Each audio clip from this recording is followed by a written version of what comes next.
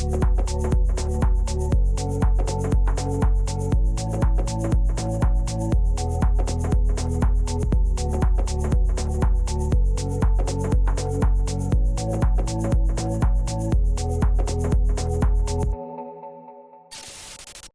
guys, it's Julian, and today I am super excited to be showing you how to make music like Christian Loeffler. If I pronounce that wrong, I apologize. I'm trying here. Anyway, as always, you can get the project file and samples and MIDI and presets, all that kind of stuff in this video in the description. And if you're a patron on my Patreon, check there because it'll be available there shortly.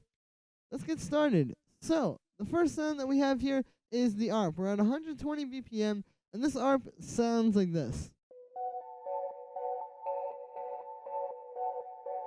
Basically what's going on here is this is playing an arpeggio, and usually when you think of an arpeggio, especially with like house music or kind of like, I guess, electronic music upwards of 120 BPM, you would normally think of something like a bit faster, like maybe something like this. But this is technically an arpeggio. It's just kind of going like do do do do do do. It's doing eighth notes. Basically what's happening here is it's playing this pattern. You can see it's just going B, F sharp, A, C sharp, pretty simple stuff there. And then what's happening is, because there's so much like reverb and delay on the sound, you can hear it kind of turns into not just an ARP, but also almost like a drone. Like it's kind of adding like musical texture over top of everything. Because we have everything else kind of moving forward. But then this just keeps playing the same thing over and over. Yeah, this is something I noticed a lot in Christian's music. It's definitely something that's pretty important. And yeah, and then for the sound on this one, I made this one using analog. So what we have here is we have two sine waves, detuned a little bit. And then I just have those going into a bit of vibrato and a bit of unison. That's really it for inside of analog. I have, yeah, the amp envelope, you can see, it's just kind of like a pluck. We got the vibrato, we got the unison. Pretty simple stuff. I will say, like, with this sound, you can see it's kind of just, I wanted like a sine wave pluck, but I was trying to give it a bit more of an interesting sound. Like, instead of just using like this on its own, I've got like the second oscillator detuned, and then I've got like the unison and the vibrato. Kind of adding more to it and making it a bit more interesting to listen to, and making it more than just like a dry sine wave. After that, we just have a bit of echo. You can see I just have this doing eighth notes. Pretty simple. Also a bit of reverb. Like I said, these two things are pretty important for kind of giving it like that space, and again, turning it into like something more than just like that works. But it's so much more interesting to listen to when it's all ambient sounding. And then the last thing we have on there is just a compressor side chaining into the kick, and that is it for the ARP. The next thing we have here are these chords which sound like this.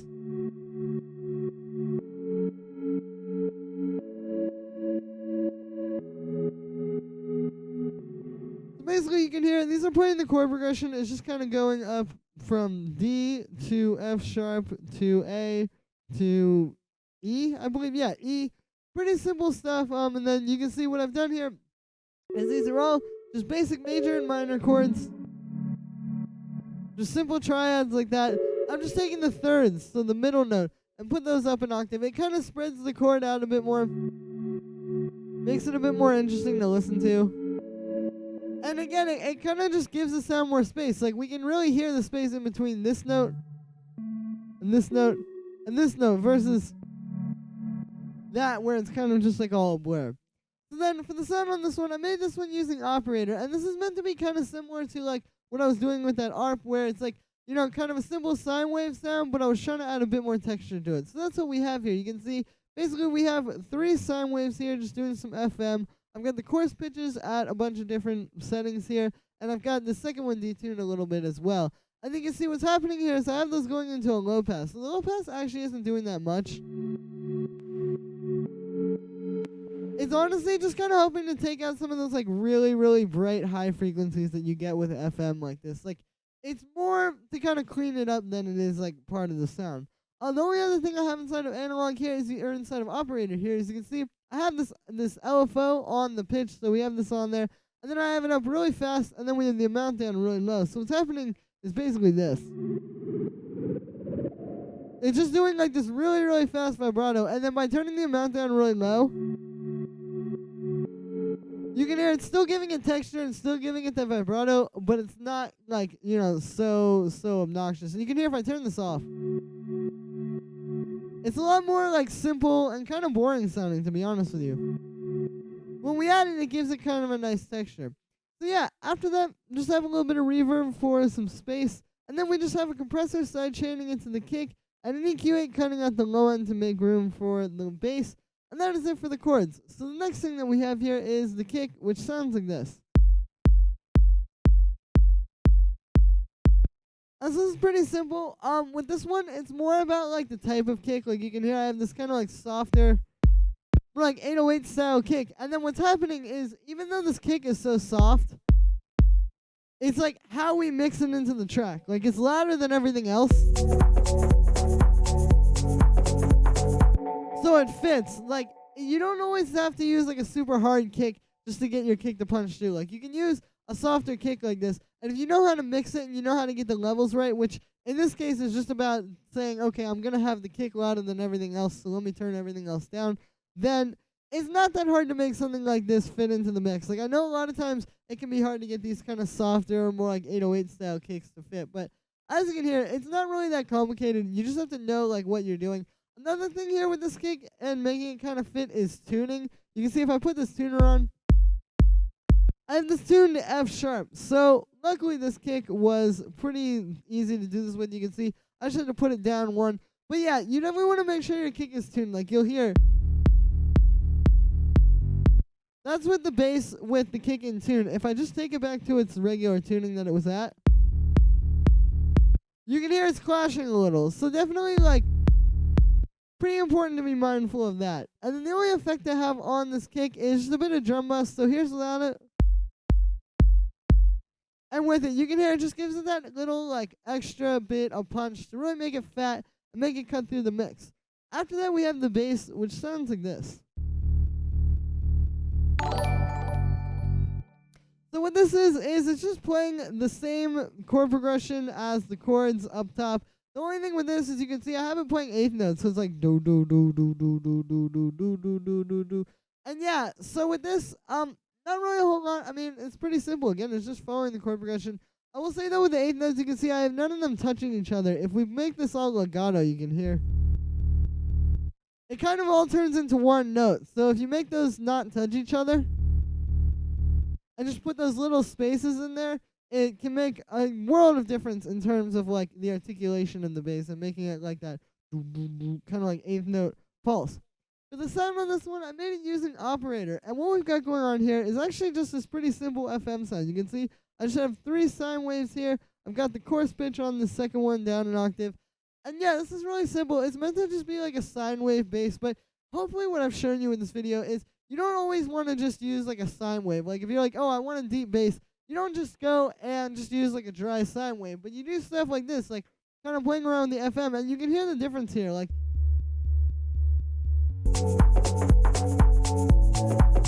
there's if we have it just be a sine wave, like that works, but if we add these in, the bass is so much fatter, so it's important to do this kind of stuff. And then yeah, that's really it for inside of operator with this one. It's a pretty simple sound. After that, I have this amp, and what I'm doing with this is I just have it on the bass setting, and I'm just using this to kind of make it a bit fatter. Here's without it. And then with it, you can hear it really helps to give this like that kind of like bass guitar type of feel. Like that's what I was going for here, kind of like a synthesized bass guitar. So yeah, with that, I just have the gain down a little bit, and that is it for the amp. After that, I have a compressor just side chaining into the kick. Pretty simple stuff there. And then the last thing we have here is this EQ8. And with this, I'm doing 2 things really.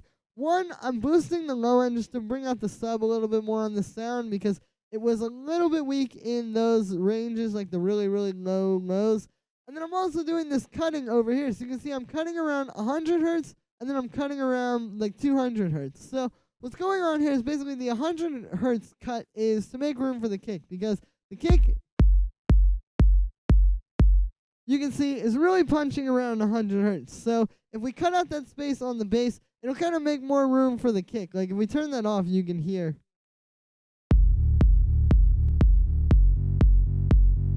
It makes a big difference in terms of having the kick and the bass work together. And then I've also got this cut here at 200 hertz, and that's just to cut out some like muddy frequencies. Like if I turn that off, yeah, it just kind of cleans it up a little bit, opens up the bass a bit more. And yeah, so then I have the kick and the bass in a group together, and I've just got a little bit of processing on there. Basically, the key here is, the key here is, by processing the kick and the bass together, those are really the two main low end elements. Like if I turn those off, by processing them together, it makes the low end that much tighter. And for any kind of like house music, or really anything even like influenced by house music, which I would say this kind of music is, like it's got house beats to it and all that kind of stuff, you need your low end to really, really be like the star of the show. Like you really need to make the low end tight and together and fat and just as strong as you can. And in order to do this, you need to take these low end elements and, like I said, like put them together and kind of process them a bit together. Because I'll show you, here's with no processing. Like the kick kind of punches through, the bass kind of punches through, but listen to it even with just this simple drum bus. They're so much fatter, and they really punch through the mix a lot more. So yeah, it's definitely pretty important. So you see with this one, I just have a little bit of drum bus. It's really simple, Just doing something as simple as that can make a huge difference on your mix. But yeah, we just have a bit of drive, a bit of crunch. Pretty standard stuff there. That is it for the low end bus. The next thing that we have here is the rim shot, which sounds like this. This is that rim shot that you hear on the 2 and the 4. Basically, you can see I just have it playing like this. And then there's this little, like, one in here. Yeah, pretty simple stuff, It's just kind of like a nice rim shot. With this one, it's more about the sample. Like, it's about finding these kind of nice, more, like, chill rim shots, I guess you could say, that aren't just so, like super live drum sounding. And I know these kind of samples can be hard to find. You just need to go through those sample packs. Or if you want this one, it's available in the description as well for just on my Bandcamp. But yeah, that's the rim shot. Next thing we have here is this first shaker, which sounds like this. Basically what's going on here is a bit of organic percussion. So with this style, it's meant to be very organic. Like I would say this track has a very organic vibe to it. And all of the sounds, definitely, you're going for like an organic vibe, but there's really no better way to get an organic sound than by kind of bringing in some sort of organic percussion. And this is something that Christian does a lot as well. Like, what we have here is just a shaker loop. Just a live shaker. So it's kind of nice amongst all this program percussion, just having something like that, just like a live shaker. So that's what I have in there. And then you can see I just have a compressor side chaining into the kick. This just helps to kind of keep it under control, because you can hear if I turn that off, it really likes to like take over and be at the forefront of the mix. But if we side chain it, it's fitting into the groove a lot better. So that's the shaker. The next thing that we have here is this first little percussion sound, which sounds like this. I'll play you the whole percussion. It's that. So the reason why I'm showing you all these individual little elements is mostly just to kind of show you like what goes into it and like what you need to have. Like we have kind of a pretty detailed little percussion section here. Like if I play you kind of like, those are probably the two most obvious things, right? Like this thing and that rim shot. And then we have the shaker loop. But then there's also the stuff that you wouldn't necessarily notice, which is like this. Like these little percussion hits that just come in and just add a lot to the groove. If I turn that and the other percussion off, it doesn't have as much swing or as much groove. So yeah, these kind of sounds are definitely pretty important. And you can see like this one's really subtle. It just plays in 2 parts in the whole little pattern. But it adds a lot to the groove. So the next thing that we have here is the second shaker, which sounds like this. This is really simple. It's just a little shaker sample. I'm just kind of playing on the upbeats here. It's like the... And then you can see what's going on here is I just have a bit of a high pass on that. And then I have an EQ8, which is just boosting the high end a little bit.